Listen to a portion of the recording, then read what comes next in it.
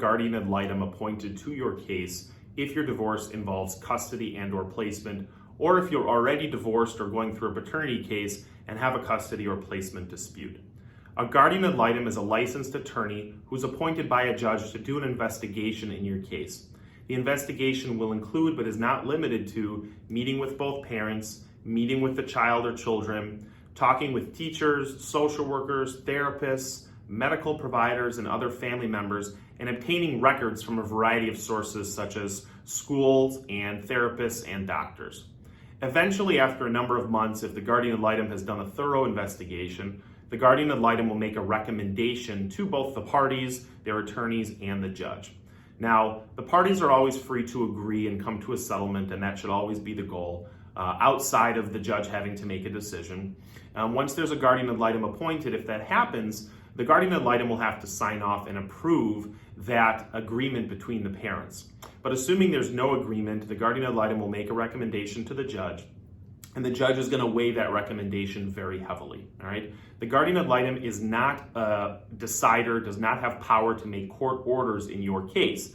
But the guardian ad litem does have a lot of power in that judges tend to listen to the guardian ad litem recommendations very carefully, and they tend to follow those recommendations pretty closely unless there's some really good reason not to.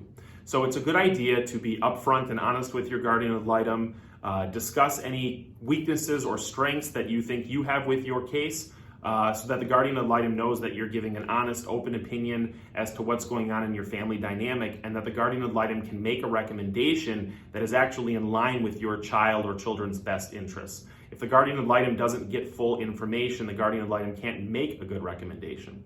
Now, keep in mind, just like anything else in the world, there are good doctors and bad doctors, good mechanics and bad mechanics. There are good lawyers and bad lawyers, and there are good guardian ad litems and bad guardian ad litems. Sometimes if you have two capable, experienced counsel, your attorneys can actually make a request for a specific guardian ad litem to the judge. We find that's tremendously beneficial for two reasons. Number one, it ensures that you get an experienced guardian ad litem who's going to do a thorough job.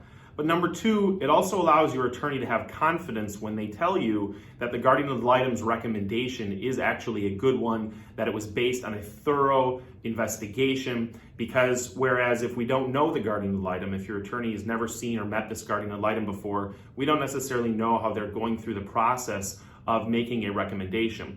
But if we have a good guardian ad litem who has a good reputation as making good recommendations and follow up and is thorough, then we can confidently tell you, the client, that the guardian ad litem's recommendation is one that you should listen to. If you have any other questions about guardian ad litems or anything else divorce or family law related, please feel free to reach out to us online at karplawfirm.com. That's KARP lawfirm.com, or call us at the number below.